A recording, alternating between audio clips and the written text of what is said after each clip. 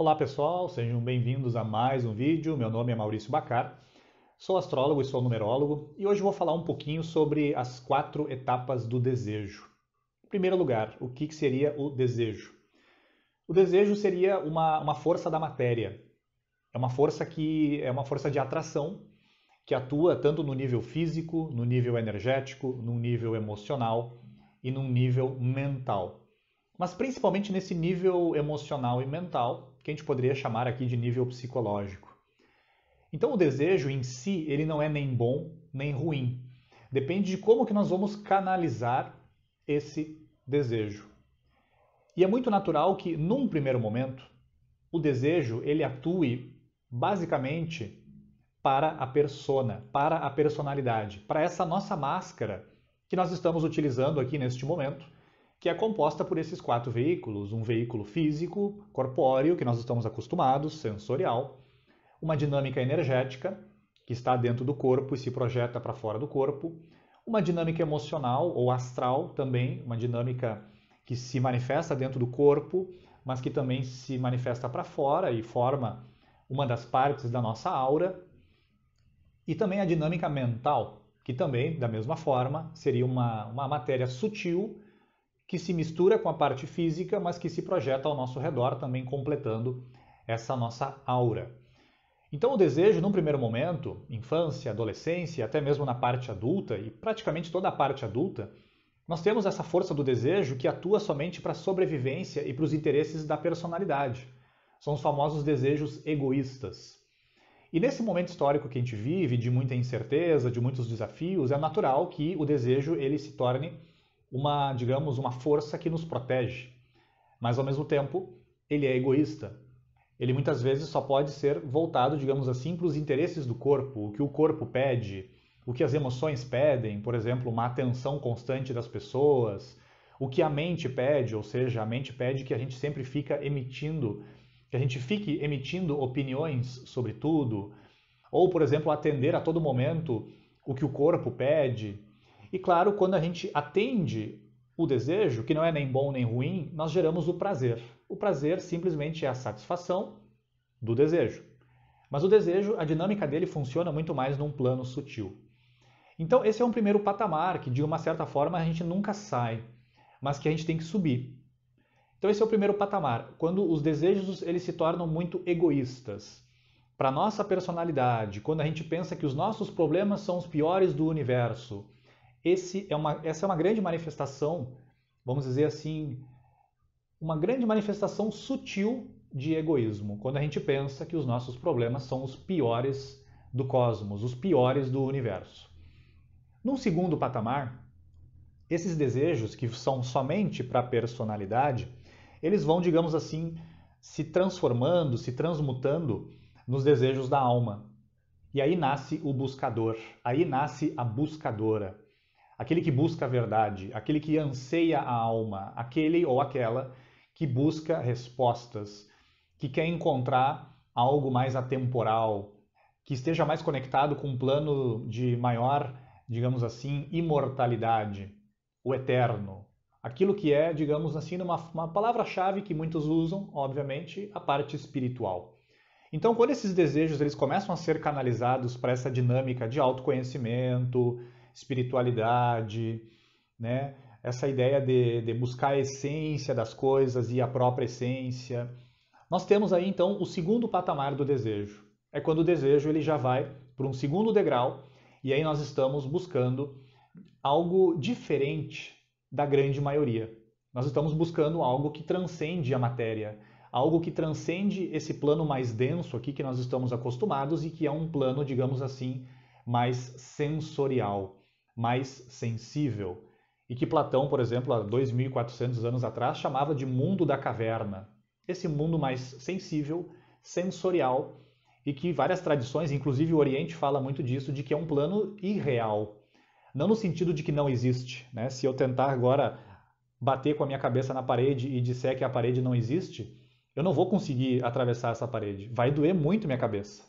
É um plano de realidade que existe, só que ele é irreal porque ele começou e vai terminar.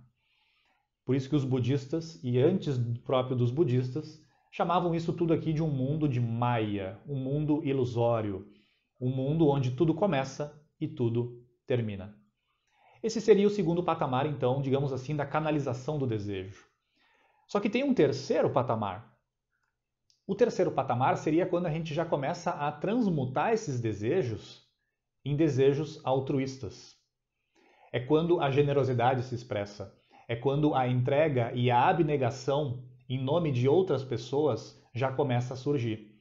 E aí essa força, esse ímpeto, que é o ímpeto do desejo, que é uma força que inclusive se manifesta nas pedras, nos animais, nas plantas e no próprio ser humano, é quando esse desejo ele já não é um desejo somente egoísta e para a própria evolução. É um desejo de querer que outros seres também se iluminem, cada um na sua medida.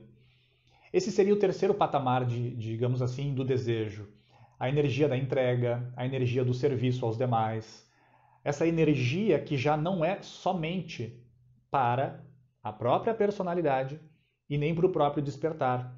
Mas é quando esse desejo ele já é canalizado para que realmente outros possam se reconhecer também como divinos e que inclusive possa contribuir para a evolução de animais, de plantas, de pedras e que de uma certa forma essa também é uma das funções dos seres humanos despertos, uma das funções dos seres humanos conscientes.